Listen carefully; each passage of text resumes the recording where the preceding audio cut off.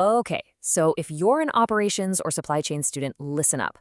We're going to talk about Gen AI, but maybe not in the way you think. This isn't about finding a shortcut for your homework. No way.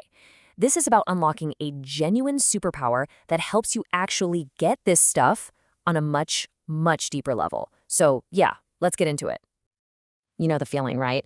You crack open the textbook and bam, you're staring at a formula that just looks like a random jumble of letters. Total alphabet soup. We've all been there, just kind of looking at it, thinking, where do I even start with this thing? And oh, the temptation is real. Your first instinct is probably to just copy it, paste it into Gen AI, and type, hey, solve this for me. And yeah, it's fast, it's easy, but you're skipping the one thing you're here to do, which is actually learn. But let's reframe this for a second. Think about it. Your textbook, it's got what, 500 pages? GNI has chewed through millions of pages on this exact topic. It's like having access to the biggest operations management library in the world. So the goal here isn't to get the answer from the tool. It's to leverage all that power to help you build a real understanding. So this all leads to the big idea we're going to unpack today: how to shift from being a passive learner to an active one.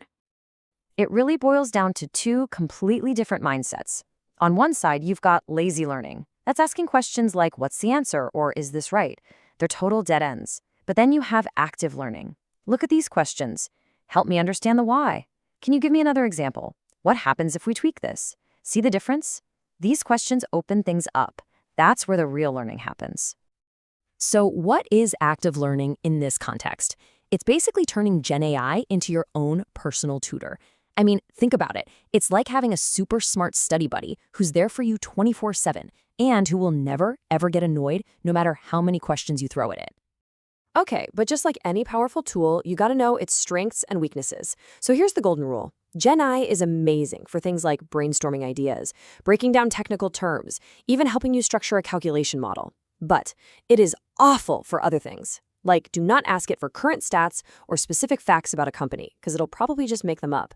And for the love of all that is holy, never trust its citations. It literally invents sources. Knowing what to use it for and what to avoid is absolutely critical.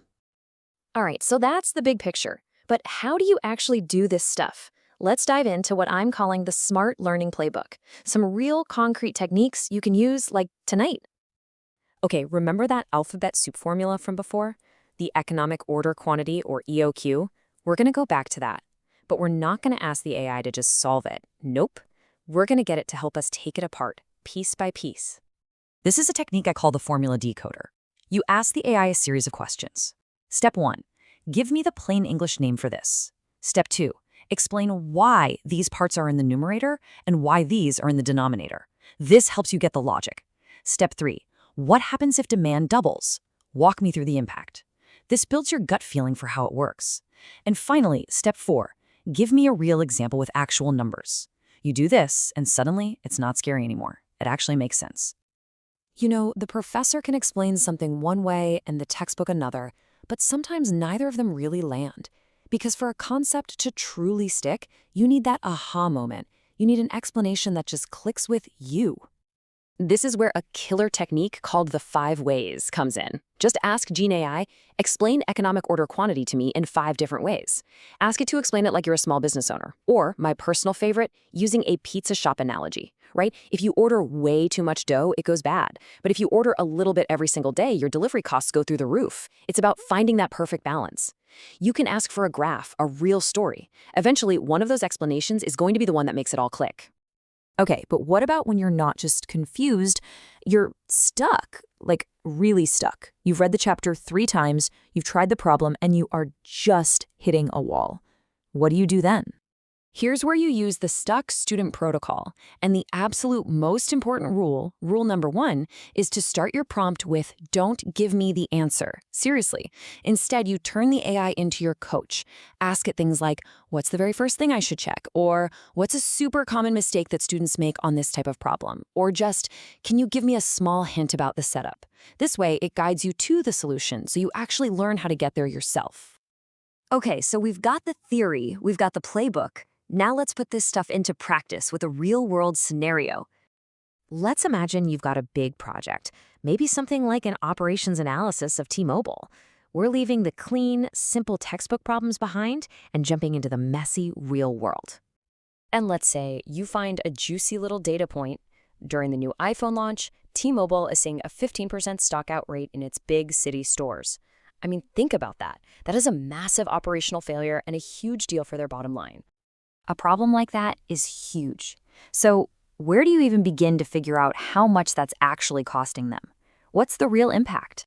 This is a perfect time to partner up with GenAI to build an impact model. Again, you're not asking for the final number. You're asking for the scaffolding. You ask, what are the key numbers I need to find? What kind of formula would I use to calculate this? And the best question of all, what are the hidden costs I'm probably not even thinking about?